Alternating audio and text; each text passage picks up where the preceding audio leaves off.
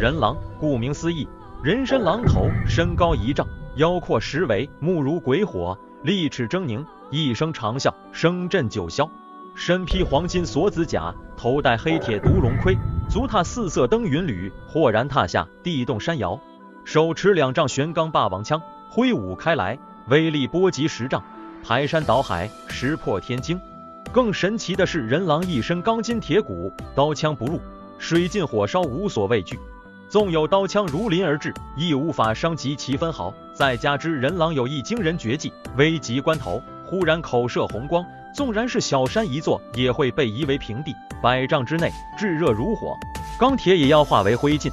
试问这等妖魔，天下英雄谁可匹敌？鸟瞰人狼国度，其疆域恰似一个大碗，方圆约300多里，中心凹陷，四面群山拱卫，山头平整，顺势慢慢向中央滑进，每隔50里便有一道凹槽，如同大地上一朵盛开的花朵，蔚为奇观。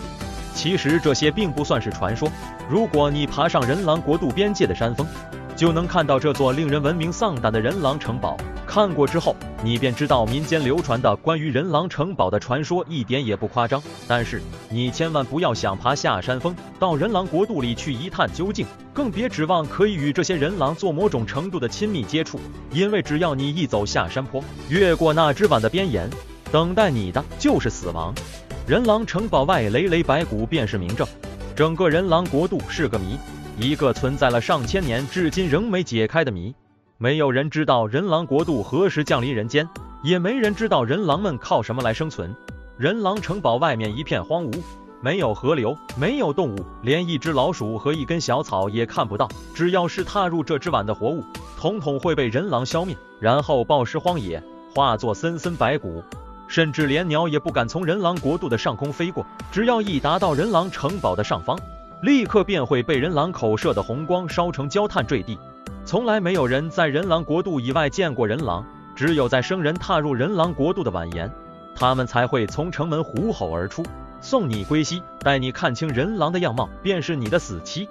但只要你不进入那个晚宴，就是在山峰上大跳脱衣舞，吵得天翻地覆，也绝不会有一只人狼好奇的伸头看你一眼。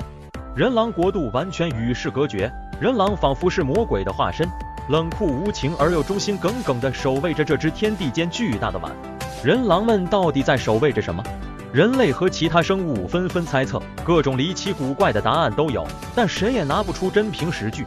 有人说人狼城堡内是汇集天下财富的聚宝盆，要不然整个人狼国度怎么会像一只碗呢？有人说人狼城堡内是地狱的入口，人狼便是地狱的魔鬼。也有人说人狼城堡内是天堂的领地，凡人不可靠近。复生纪年3900年整，奥克神圣帝国一代名将明龙将军统兵10万攻打人狼城堡。明龙将军武功赫赫，自16岁入伍后，身经百战，屡立战功，终成一代名将。他生逢乱世，当时奥克帝国开国君王病逝，新登基的奥克光明大帝年幼，仅14岁，于是手握重兵的大将想乘机叛乱，夺取帝位，又勾结奥克帝国邻邦枫林家族，欲弑君夺位后平分奥克帝国江山。南面有强盗天堂之称的暗堡也趁火打劫，大举进攻南面各大行省，烧杀抢掠，尸横遍野。与奥克帝国一江之隔的鬼面党不甘落后，从水路进发，居然直逼奥克帝国都城，一时举国大乱，人人皆呼奥克帝国将亡。此时明龙将军挺身而出，忠心护主。他巧施了一奸计，挑拨的枫林家族与叛军发生内乱，趁双方狗咬狗食，一举大败鬼面党的鬼面魔王军，又马不停蹄南攻暗堡，使围魏救赵之计解了帝都之围。在依仗帝都坚固城池和外围天险，与叛军展开长达10年的对峙。此间大力重镇国力，招兵买马，训练士卒，中途2次以不足3万人的兵马大败叛军数十万人的围攻，杀敌10万，俘敌20万，威震天下。10年后，带兵强马壮，大举反攻，不但将叛军杀得片甲不留，更直逼枫林家族境内。若不是枫林家族凭借浩然山脉天险据险死守，险遭亡国之祸，但也被逼得不得不签下降书，赔上巨额战败赔款，从此国力一蹶不振，成了奥克帝国的附庸国。奥克光明大帝感其忠义武功，封明龙为护国大将军，令其掌管全国兵马。位极人臣，明龙将军从此名垂青史，风头之劲一时无二。国势稳定后，明龙将军在往后10年间南征北战，为奥克帝国拓展疆域，发扬国威，立下汗马功劳。奥克帝国自有明龙将军，疆域更超从前10倍，不但安保与鬼面党俯首称臣，连数百年各国均不敢问津的西北蛮夷之地也成了奥克帝国的几大行省。加上奥克光明大帝天纵英才，励精图治，奥克帝国自此飞黄腾达，成为欧西姆大陆最大与最富饶的国度。奥克帝国与人狼国度相距仅100里之遥。奥克帝国内乱时，天下打得如火如荼。明龙将军曾经一度担心人狼国也会趁机来插上一杠子，但人狼国静静待在一边，一副事不关己的样子。明龙将军的一支骑兵曾想穿过人狼国绕到叛军背后去，结果刚进人狼国就被杀个精光。明龙将军闻讯大惊，以为人狼国要与奥克帝国为敌了。可不久又传来消息，说是叛军一支军队也想借到人狼国度，结果派出的2名想与人狼谈判的使节也一样死在人狼手下。明龙将军此时才明白，人狼国度果然是块禁地。他心生一计，派出一支敢死队引诱敌军主力到人狼国度附近，本想将敌军引入人狼国国境，但对方将军也不是傻子，知道人狼不好惹，就此停在人狼国边境。谁料这时明龙将军骑兵呼出，一轮冲杀，如临箭雨，将敌军逼得大乱。敌军先头部队一个不慎退入人狼国边境，结果引来人狼护卫的进攻，不消片刻，2万人无一生还。明龙将军乘胜追击，敌方前有追兵，后面是人狼国的禁地，只得投降。不过在混战中，一些误踏入人狼国境的奥克皇家士兵也未能幸免于难。人狼不管是谁，只要依过那把盐，杀无赦。经此一役，虽然大获全胜，明龙将军也明白了一件事，那就是人狼根本不是有血有肉的生物，简直是魔鬼，便亲手在人狼国4周边境立下界碑，手书人狼禁地4字，以防有人再误入这令人万劫不复的深渊。待奥克国势稳定后，明龙将军正欲解甲还乡安享晚年，却传来一个噩耗：明龙将军最心爱的9岁小女儿不顾手下的劝阻，执意要到人狼国境内看个究竟，结果也死在人狼霸王枪下。明龙将军悲愤交加，不顾妻儿的劝阻，又将光明大帝禁止出兵人狼国的圣旨撕得粉碎，统兵10万，直逼人狼边境，砸碎自己亲手立下的界碑，大举进攻人狼国度。待到光明大帝风尘仆仆赶到人狼国边境时，明龙将军以一马当先，率10万大军从8个方向滚滚扑向人狼城堡。光明大帝亲眼目睹了这一代名将和这支威震天下的军队走向灭亡的全过程。天地间大震一声，10万雄兵如8道洪流冲向碗底的城堡，烟尘四起，遮天蔽日。这支所向披靡的精兵，即使面对魔鬼般的人狼，依旧毫无惧色，威势之盛，令得天地动容。与此同时，只听得呀呀巨响，人狼城堡8面大门缓缓开启，一声狼嚎久久回荡在人狼国度的上空。又听得哗啦一声，城门口黑影重重，数不清多少只人狼如离弦之箭奔涌而出，沉重纷乱的脚步声中夹着一片霍霍的磨牙声。大军号角吹响，一声令下，万箭齐发，暴风雨般射向奔涌而来的人狼大军。但听一阵叮叮之声，那箭射在人狼身上，竟如射在钢板上般折断弯曲。人狼在箭雨中奔腾前进，对于那些射在身上的长箭，竟是漫不经心，连看都不看一眼。一些聪明的士兵见人狼刀枪不入，转而要射人狼的双眼，但箭头一靠近人狼的头部，却被人狼头部一股无形的护身斗气震飞，根本碰不到人狼的双眼。光明大帝终于看清了人狼的模样，同传说中的一样，高达1丈的身形，金光闪闪的锁子甲，还有那霸王枪上的寒光，如同死神的眼睛，闪动着诡异和冷酷。光明大帝打了个寒战，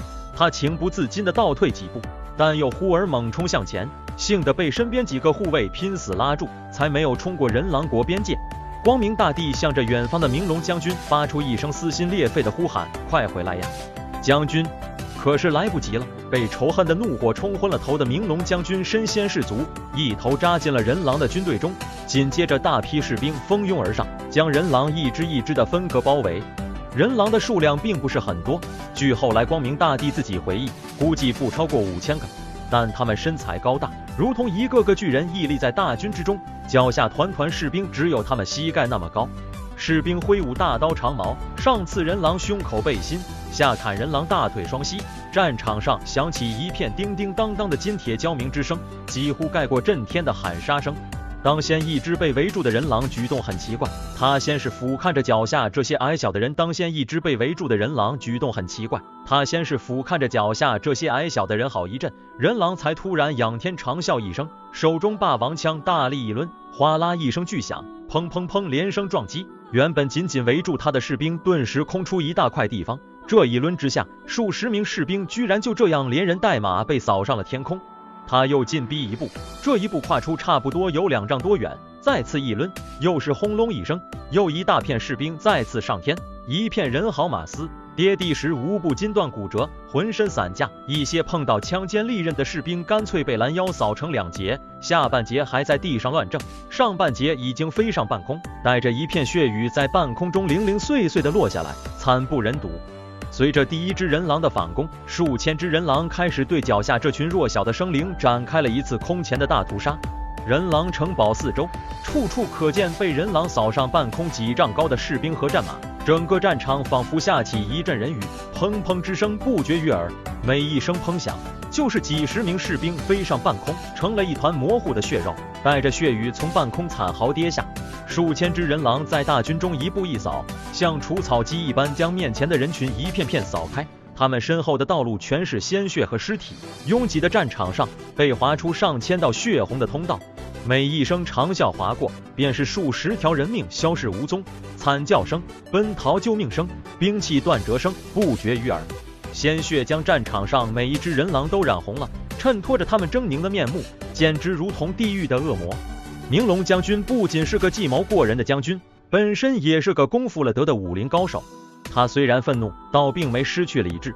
在人狼霸王枪扫来时，他一跃飞下战马，轻巧地躲过人狼的枪头，挥舞手中长剑向人狼身上刺去。转眼之间，一只人狼的身躯已儿了他上百下刺杀，可是人狼连看都懒得回头看他一眼，只顾着杀人开道。一批批飞上半空的士兵噼里啪啦从半空跌下，险些砸到还要用长剑寻找人狼要害的明龙将军。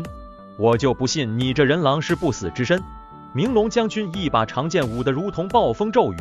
当当当当在人狼身上暴刺暴砍，可是毫无用处。人狼除了头部，身上每一寸都被他刺到了，依旧毫发无伤。明龙将军大喝一声，震身跃起1丈多高，双手持剑，剑尖向人狼天灵盖暴刺下来，同时口中大喝：“我要为女儿报仇！”谁知明龙将军只觉手腕一阵剧痛，他的长剑刺到人狼保护头部的那股无形斗气如中钢板，这把百炼金刚、削铁如泥的宝剑居然断为2截。明龙将军大吃一惊，就这么一呆，人狼的为持枪的手臂已挥舞过来，如同驱赶一只苍蝇，重重扫在明龙将军的腰侧。砰然一声，明龙将军飞出数丈，落地后又滑行了10几丈，无法动弹。他身边的亲兵护卫大惊，抢上去扶住他向战场外拖。明龙将军却一把抓住护卫的手臂，气息微弱地说了一句：“人狼是不死之身，我命令撤退。”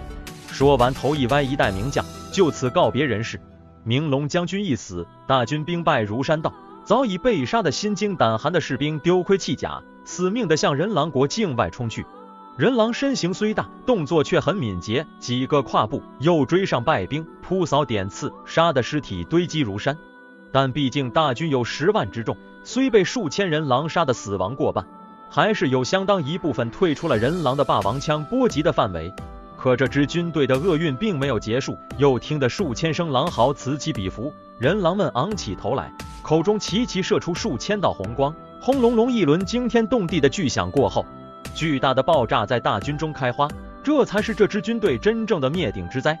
只见红光过处，血肉横飞，不但炸得人仰马翻，连地面都涌动起来，泥土向地下浮着一条巨大的蠕动的蚯蚓般翻涌。一阵惊天动地的爆炸后，滚滚硝烟弥漫在整个人狼国度的上空，很久很久，巨响仍然在天地间回荡。待硝烟散去，红光过后，光明大地，只见遍地是焦黑的尸体，一股烧焦的尸臭差点令他呕吐出来。在人狼国度的大碗内，人狼们在来来回回寻找着还活着的士兵，只要这士兵还有一丝生气，立刻便被人狼的大脚一脚踩死。已经恢复平静的战场，时不时响起一声一声被人狼踩死的士兵惨叫和骨骼碎裂的声音。当光明大帝看到一个断腿的士兵一边艰难地向后蠕动，一边向步步进逼的人狼不断地哀求：“别杀我，我马上就离开，别杀我啊！”人狼毫无反应，如同一台杀人机器一般，机械的一脚向他踏去。这士兵顿成一张肉饼，眼中还带着绝望的恐惧。光明大帝痛苦地闭上眼睛，伏在地上嚎啕大哭起来。所有的人都凄然泪下，哭了很久。光明大帝听到一声轻唤：“陛下！”一个血染征衣的副将跪在他面前，虎目含泪，手中捧着一柄断剑，双手请给光明大帝。这是明龙将军。这位副将已经泣不成声，他叫摩里尊，是明龙将军一手提拔的青年干将，得力助手。数十年来，随明龙将军南征北战，所有人都认为摩里尊会是明龙退位后最合适的护国大将军继承人。然而，明龙将军的最后一役却将整个明龙军队送上绝路，只剩下这位副将带着几十个残兵死里逃生。这简直是对一个军人生涯的嘲弄。战友没了，军队没了，自己最尊敬的上司也没了，这里面有多少痛苦，谁能明白？光明大帝听得远处传来重重的城门关闭声，他抬眼望去，人狼们留下一地尸体，也不掩埋，就这么暴尸荒野。然后迈着沉重的步子跨进了人狼城堡的大门。对于出了人狼国境的士兵，他们并不追赶，那些大门轰然关闭，一声接一声，每一声都如同撞击着所有人的心。最后一扇城门关闭时，一个人狼站在城门，发出一声声打九霄的长啸，仿佛是警告，又仿佛是示威，也仿佛是嘲笑。不管是什么，有一点是可以肯定的：人狼国度，生人勿近，违者格杀勿论。轰隆！这最后一声城门关闭的声音结束了这场短暂而惨烈的战争。光明大帝身边一位行政官提醒光明大帝：“陛下，明龙将军撕毁圣旨，论罪当全家抄斩，不知陛下。”话没说完，光明大帝怒吼一声，一巴掌将这行政官扫倒在地，含泪怒吼道：“谁现在还敢叫我杀人，我就先杀了他！”所有人吓了一跳，全都慌忙跪倒。陛下息怒！光明大帝从摩里尊手中接过半截断剑，走到人狼国度的边沿，所有人大惊，连忙惊叫：“陛下，万不可再向前了！”光明大帝苦笑一下，将手中断剑用力插在地上，道：“传我旨意，在我奥克帝国与人狼国接壤处设重兵把守，以防再有我国人误入人狼国度。人狼国度从此永为禁地。”光明大帝俯瞰着依然在淡淡硝烟中若隐若现的人狼城堡，心中暗叹：人狼啊，你们到底在守护着一个什么样的秘密啊？光明大帝脚下半截断剑正闪动着幽寒的光芒，名动天下的明龙将军战死人狼国度的消息令举世震惊。就算光明大帝不派兵把守，也再没有人敢踏入人狼国度半步了。而只要没人骚扰，人狼也绝不出城一步。但是人狼国度始终是人类的心腹大患，因为人狼国度所在的位置实在不是地方。严格来说，亚姆大陆与欧西姆大陆其实是一个整体。如果从外太空看，整个大陆就像一个葫芦，在两块大陆相连的腰部是约400里长、300里宽的一条大道，两侧是大海。像这样的一个蜂腰，就算不是军事重地，也肯定是一个经济与文化交流的中心。亚姆大陆与欧西姆大陆进行各种交流，首先都要从这个蜂腰经过。然而人狼国度正好占据了这个位置，那只碗的东西两侧是陡峭的悬崖，南北两侧一面与欧西姆大陆的奥克帝国接壤，另一面与亚姆大陆最大的银华共和国为邻。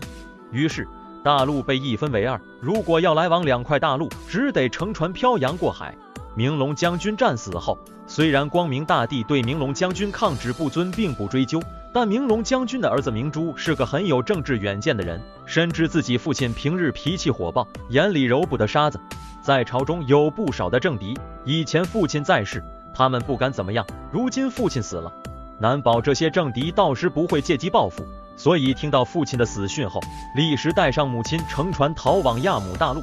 有道是虎父无犬子，明珠不但继承了父亲的一代将才，而且比其父更精明。逃到亚姆大陆后，他矢志为父报仇，卧薪尝胆，发愤图强，居然在短短5年内拉起一支亚姆大陆有史以来最强大的雇佣军团，名声大噪。银华共和国见明珠出身名门又才华出众，便想借机招安。明珠提出2个条件：一是永远不可让他攻打他的母国奥克帝国；二是让他借道银华国，剿灭人狼，为父报仇。银华共和国总统何浩华起初并不答应，怕万一明珠失败会引来人狼的报复。虽说众所周知人狼从不离开人狼国度，但人狼毕竟太恐怖了，不可不防。但他听了明珠的作战计划后，不禁拍案叫绝。于是人类又开始了第2次对人狼国度的大规模进攻。这一次不像上次明龙将军进攻时一样大军压境，来的却是成千上万征来的民夫。他们的责任是挖开人狼国度2侧的山脉，开出一条河道来。这是因为经仔细观察，明珠发现人狼国在涨潮时是低于海平面的。如果让海水灌进人狼国这只碗，整个人狼城堡立时会陷入一片汪洋之中。而且这次明珠还花重金从父亲生前好友奥克帝国的大商人古克手中买来大量的石油和炸药，并发明一种远程投射机，可以将几吨重的物体投到上千米远的地方。又重金礼聘了2块大陆上所有有名的魔法师，准备呼风唤雨，来一场史无前例的大围攻。开挖2侧河道工程浩大，上万民夫乘着各式船只在2侧悬崖上明目张胆的日夜开凿，挖掘声惊天动地。但是人狼城堡依旧是静静的，没有一点声音。反正只要不进入人狼国境，他们肯定不会出动。明珠也是吃准了这一点，如果人狼见到他们对人狼国度心怀不轨，出境阻止，那就说明人狼还是有怕的东西。只要一种生物心存惧怕，就证明他们并不是不可战胜的。如果他们不怕，就说明他们根本没有脑子。明珠相信，没有哪种生物能经得起大自然力量的进攻。如果还不奏效，只能说人狼的却是魔鬼了。3个月后，2侧悬崖终于被挖开，2股海水汹涌灌入人狼国这只碗中。不消片刻，整个人狼城堡陷入一片汪洋之中，止于数10丈的尖尖塔顶。军民齐呼万岁。但是人狼城堡一点动静也没有，在海水中足足泡了3天，除了海水上的累累白骨，一具人狼的浮尸也没看到。随着潮水退出，碗里的水开始一点点干涸。明珠下令放飞事先准备好的上万只大风筝，风筝下吊着大量的石油与炸药。这种特制的风筝飞到人狼城堡上空时，自动落入城堡之中，只听隆隆巨响，城堡内外腾起滚滚硝烟，整个人狼城堡顿成一片火海。大火又烧了3天，但还是没有动静。明珠隐隐感到不妙。这时所有魔法师开始施展魔法，呼风唤雨。人狼城堡上空乌云密布，随着魔法师念动咒语，无数道雷电从天而降，轰轰击在人狼城堡上，持续了1个多小时。可是坚硬的人狼城堡虽然一片焦黑，依旧没有半分损伤，人狼也依旧没露面。明珠与何浩华总统面面相觑，何浩华道：“看来好像也没什么效果。”明珠道：“试试就明白了。”一挥手，几百条狗被从笼子里放出，被驱赶进了人狼国境。这些狗刚刚跨过人狼国边境，只听隆隆巨响，城堡大门缓缓开启，手持霸王枪的人狼如离弦之箭冲了出来。站在人狼国边境的军民一片哗然，纷纷逃窜。想不到水淹火烧，这些人狼居然毫发无伤，依旧龙精虎猛。人狼一出，几百条狗汪汪乱叫，反身向外逃出。但人狼速度奇快无比，一顿饭功夫就冲出几十里路，追到了人狼国边境。但那些狗进入人狼国境连半里路都不到。待人狼追近时，所有的狗又沿着斜坡逃出了边境线。这些狗一出边境，人狼便停了下来，反身向城堡走去。看来入侵者只要出了边境，就与他们无关了。明珠发觉了什么，小心地将一只脚踏入边境线，立时看到人狼豁然转身，向他飞速冲来。但他一把脚缩回来，人狼就又转身向城堡走去。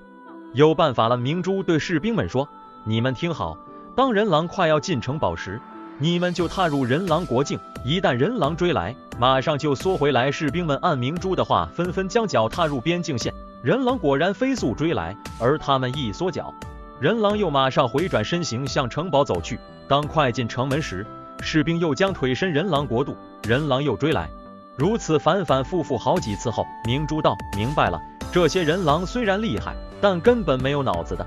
他们不能出国境。你们就这样干，我要活活累死这些人狼。”士兵们哈哈大笑，得意的伸脚抬脚。将人狼耍得团团转。更有一些胆大的士兵，待人狼冲到面前时才收脚，隔着国境线向高大的人狼得意地扮着鬼脸，来呀来呀，过来呀，来杀我呀！谁知话音未落，人狼忽然口射红光，轰隆隆一轮巨响，国境边沿的士兵惨叫着被炸飞一大片，血肉横飞。人狼再不追到国境边沿，谁的脚只要伸过国境，人狼立时口射红光，将越境者射杀，连国境外的民夫也遭到波及，死伤无数。何浩华总统大惊失色，与一帮护卫抱头鼠窜。快停下！明珠大惊，急忙下令部下不要再伸脚了。其实这时国境边沿的士兵们已经死得差不多了，就算活着的也逃得远远的，没人敢再靠近国境了。明珠远远看到人狼又开始回归城堡，当所有人狼进入城堡后，最后一只人狼忽然转过身，对着明珠的方向发出一声冷笑。明珠清晰地听到这只人狼口中吐出4个字：雕虫小技。这是天地间第一次有人听到人狼说话，这一句雕虫小技让所有的人明白了，人狼不是没有脑子，他们也有思想，也会嘲笑人，也懂得应变。明珠怔怔地站在人狼国边境上，颓然跪地：我输了，他们真的是魔鬼。此次围攻人狼死伤人数虽不过几百，但耗费的财力人力却是空前的。人狼刀枪不入，水火不侵的传说再一次得到充分的证明。从此以后，再也无人敢靠近人狼国度边缘。何浩华总统也在国境边界立了块碑，派兵把守，宣布人狼国度永为禁地。明珠报仇失败，无颜再担任银华共和国的官职，在远离人狼国度的亚姆大陆边沿，带上自己的来自不同国家的形形色色的佣兵，建立了一个新国家，史称明珠同盟国。神秘的人狼国度依旧静静地在2块大陆之间屹立着。此后30年，再无人敢踏入半步，只有无数关于人狼的传说流传在2块大陆之间。